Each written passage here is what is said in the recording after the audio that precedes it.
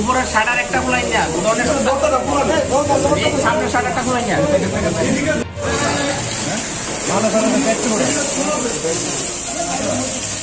এটা কি কারণটা?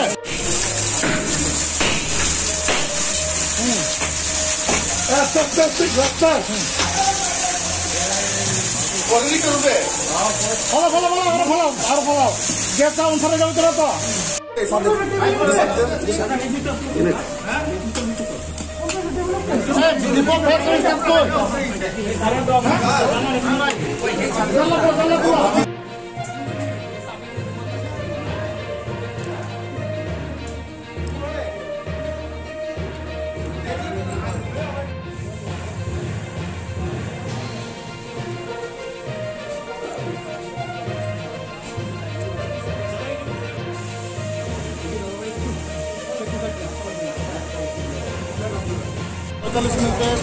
ফল পাইছে, এখানে বেস্ট হিসাবে আগুন লাগছে এই ইলেকট্রমনি।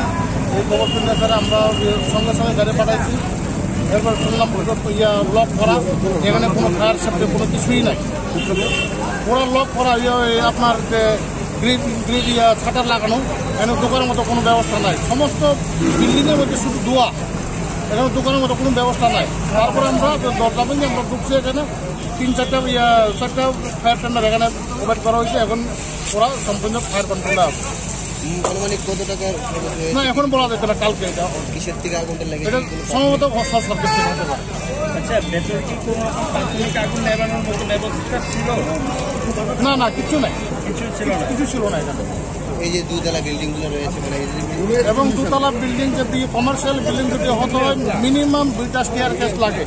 যে কোনো বিপদের সময় যেমন বাইরে হইতে পারে, কিন্তু এখানে কোনো সুবিধা নাই, শুধু একজনের রাস্তা। একমাত্র এখানে বিজনেস যদি কমার্শিয়াল বিল্ডিং হয়, এখানে 1.5 মিটার সিঁড়ি লাগবেই তা, কিন্তু এখানে কোনো ব্যবস্থা নেই। স্যার ভিতরে কি ছিল মালপত্র যেগুলি পুরা খেলো? ওটা কসমেটিক, তেল এসব ছিল এখানে।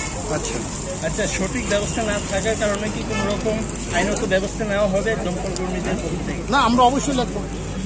এভাবে তো শহরে প্রায় অনেক দীর্ঘদিন ধরে এরকম দেখা যাচ্ছে যে ভেতরে পর্যাপ্ত কোনো রকম ব্যবস্থা থাকছে না আগুন নেভানোর। না, সে কারণে আমরা পদক্ষেপ নিচ্ছি। যেখানে এই লাইফ সেফটির কোনো ব্যবস্থা নাই, আমরা এটা চেষ্টা করছি লাইফ সেফটির ব্যবস্থা করার লাগে।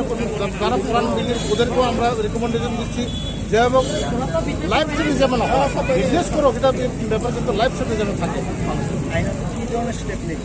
এটা আমরা দেখবো গভর্নমেন্টের করা যায়। আচ্ছা স্যার, এটা কিসের গোডাউন ছিল? গোডাউন না, এটা একটা দোকান। কি নাম কি? প্রেস্টিজ কোম্পানির একটা দোকান বলা হয়। খারাপের পরিচয়টা থ্যাংক ইউ।